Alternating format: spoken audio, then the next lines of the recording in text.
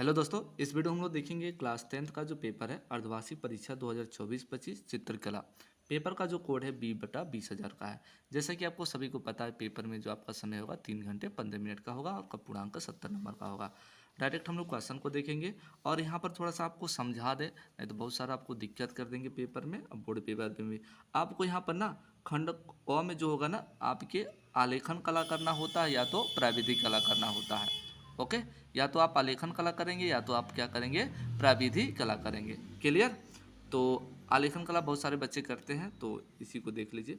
अब यहाँ पहला क्वेश्चन क्या रहा, तटस्थ रंग कितने होते हैं? तो ध्यान से देखिएगा, जो तटस्थ रंग आपके होते हैं टोटल 4 होते हैं। कितने होते हैं? 4। ऑप्शन नंबर ए क्या हो जाएगा, करेक्ट हो जाएगा।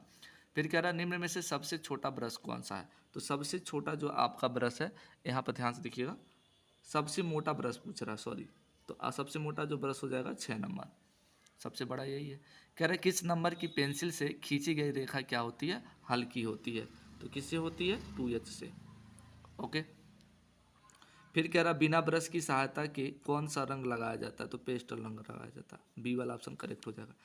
नीले में पीला रंग मिलाने से कौन सा रंग बनता है? तो कौन सा बनता है आपका?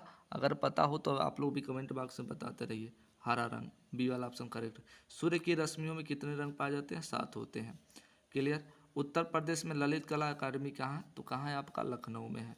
जल्दी जल्दी क्वेश्चन बता रहे हैं। और जिन्हें लोग चैनल को सब्सक्राइब नहीं किए कर लो, आपको प्री बोर्ड का भी और बोर्ड एग्जाम के भी क्वेश्चन इसी चैनल पे ही मिलेंगे, उससे रिलेटेड जो क्वेश्चन होंगे।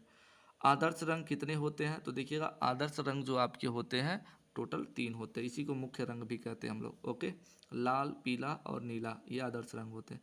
चारकोल क्या होता है? तो चारकोल एक ग्रेफाइट होता है। क्या होता है? ग्रेफाइट। क्लियर? नेक्स्ट क्वेश्चन है, लाल और हरा रंग होता है। तो लाल और हरा रंग क्या होता है आपके? एक विरोधी रंग आपके हैं। डी वाला ऑप्शन करेक्ट हो जाएगा। फिर कह रहा मुख्य रंग कितने होते हैं? तो मुख्य रंग आपके 3 होते हैं। सी वाला करेक्ट हो जाएगा। फिर कह रहा कपड़े पर पेंटिंग हेतु कौन सा रंग सर्वाधिक उपयुक्त होता है? तो आपका एक्रेलिंग रंग होता है। ए वाला करेक्ट हो जाएगा। क्लियर?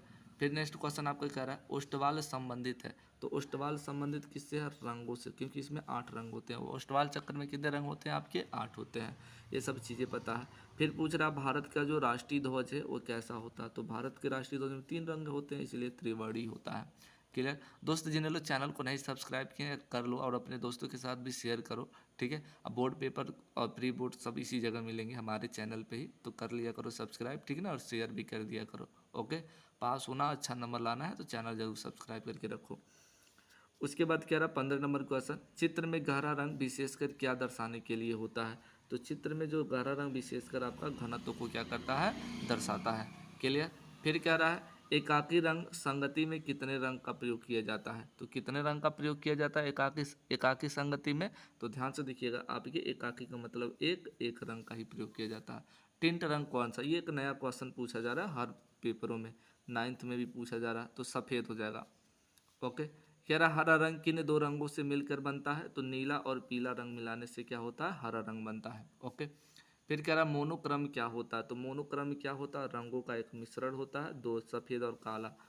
ओके। कह रहा आलेखन ट्रेस करने के लिए कौन सी पेंसिल का उपयोग करना चाहिए? तो किसका करना चाहिए? 6B। 6B या 2B? आपका 2B हो जाएगा करेक्ट। बी वाला ऑप्शन क्या होगा? करेक्ट होगा। क्लियर? अब यहाँ पर जिसको प्राविधिक कला करना है वो प्राविधिक कला अपना कर लेगा। ओके। तो यहाँ पर पहला करा निम्न में से कौन सा बृहत कोण नहीं है? 180 अंश बृहत कोण नहीं है। 180 अंश को कोण के क्या कहते हैं? तो 180 अंश कोण को हम लोग सरल कोण कहते हैं। करा वृत्त का आकार कैसा होता है? बी वाला ऑप्शन क्या हो जाएगा? करेक्ट हो जाएगा। जल्दी जल्दी बता दे रहे हैं, देख लीजिए। समबाहु त्रिभुज का प्रत्येक कोण कितना होता है? 60 अंश का होता है। ओके, यहाँ पर समबाहु 180 अंश का कोण होता है, एक कोण जो होता है आपका 60 अंश का होता है। फिर कह रहा है 1 डेसीमीटर में कितने सेंटीमीटर होते हैं? तो 10 सेंटीमीटर होते हैं। कितने होते हैं? 10। ये वाला सही है। रेखा किसे कहते हैं? तो इसमें से आपके कोई नहीं हो जाएगा। ठीक है। नेक्स्ट क्वेश्चन आपका क्या कर रहा है? कह रहा है यदि एक वृत्त के केंद्र में एक कोण 120 अंश का है तो दूसरा कोण कितना होगा? दूसरा कोण आपके 240 अंश का हो जाएगा। 360 में से घटा लेंगे। ओके। एक घनाभ के कितने कोण होते हैं? तो घनाभ में आपके जो कोणों की संख्या होती 8 होते हैं। ओके। कह रहा है एक विकर्ण विकर्ण जो मापनी पर लगातार कितने माप दिखाए जा सकते हैं? तो एक विकर्ण जो मापी होता है इस पर लगातार माप जो हो सकता है 3 दिखा सकते हैं। ओके। निम्नलिखित में से किस ठोस में आयताकार फलक होते हैं? तो देखिएगा घन में होता है, ऑप्शन नंबर ए क्या हो जाएगा, करेक्ट हो जाएगा। फिर पूछ रहा है 1 हेक्टोमीटर में कितने मीटर होते हैं, तो 1 हेक्टोमीटर में जो आपके कितने मीटर होते हैं, 10,000। ओके, डी वाला ऑप्शन क्या हो जाएगा, करेक्ट हो जाएगा। फिर कह रहा है घन का प्रत्येक फलक जो होता है किस प्रकार का होता है, तो घन का जो प्रत्येक फलक होता है वो त्रिभुजाकार होता है। ओके, फिर कह रहा है संपूर्ण कोण होता है, तो संपूर्ण कोण एक संपूरक होता है, एक संपूर्ण कोण है, तो 360 अंश को संपूर्ण कोण कहते हैं। कहता है किसी त्रिभुज के क्षेत्रफल का सही सूत्र क्या होता है, तो 1/2 आधार गुणे क्या होता है, ऊंचाई। ये वाला ऑप्शन क्या हो जाएगा, करेक्ट हो जाएगा। ओके, फिर कह रहा है निम्न कोणों में से कौन सा कोण अधिक कोण होता है, इसमें से अधिक कोण कौन सा है, अगर आपको पता हो तो जल्दी से बताते चलो। तो ध्यान से देखो, 102 अंश को हम लोग अधिक कोण कहेंगे। यहाँ पर देखो 1 डेकामीटर में कितने डेसीमीटर होते हैं, तो 1 डेकामीटर में जो आपके होते हैं 100 डेसीमीटर होते हैं। संपूरक कोण क्या होता है, संपूरक दो कोणों का योग जो होता है 180 अंश, उसी को संपूरक कोण कहते हैं। यदि बेलन का सिरा एक आ रहा है, यदि बेलन का एक सिरा वृत्ताकार है तो दूसरा सिरा कैसा होगा, तो वो भी आपका वृत्ताकार ही होगा भैया, ठीक है ना। बेलन ऐसे है, एक ऐसे गोल है तो दूसरा भी ऐसे गोल ही होगा। ओके, कह रहे निम्न में से कौन सा आकार आयताकार का है, तो डी वाला सही हो जाएगा, आयताकार। एक समचतुर्भुज में कितनी भुजाएं होती हैं, एक समचतुर्भुज में कितनी भुजाएं होती हैं, तो ध्यान से देखिएगा 4 होती, कितनी होती हैं, 4। उसके बाद जिसको आपको खंडखो सबको करना अनिवार्य है, यहाँ से कह रहा है 20 × 25 सेमी का एक आयताकार, या तो इसको कर लो अथवा करके इसका भी दिया होगा, अथवा आलेखन करना था आपको ना। हाँ, तो आलेखन जिसको करना 16 सेमी व्यास के एक वृक्ष, 16 सेमी व्यास दिया मतलब 16 सेंटीमीटर का ऐसा वृक्ष खींचेंगे, उसमें आपको सूरजमुखी या गुलाब का फूल आपको क्या करना था, बनाना था। ओके, फिर आपको प्राविधिक कला दिया है, यहाँ पर प्राविधिक कला या तो कर सकते हैं आप लोग। फिर यहाँ पर देखा स्मृति चित्रण आपको करना एकदम अनिवार्य है, दोनों में से एक एक प्रश्न करना है। 15 सेंटीमीटर का आपको क्या करना है, फिगर बनाना है। क्या करना है, 15 सेंटीमीटर से आपको कम फिगर नहीं बनाना है एकदम।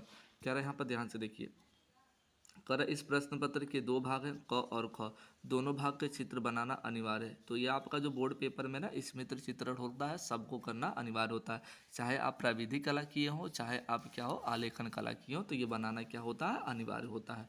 यहाँ पर क्या रहा है, तरबूज बनाइए या सुराही या केतली या बंद छाता, तो चारों में से क्या करना, कोई एक बनाना, और कितने सेंटीमीटर का होना चाहिए, 15 सेंटीमीटर से आपके कम नहीं होना चाहिए। ओके, दूसरे में क्या रहा, निम्नलिखित में से किसी एक का पेंसिल द्वारा बस चित्रण करना, इसको भी पेंसिल से सेट करना, रंगना नहीं इसको होता, सेट करना होता है बोर्ड पेपर में भी।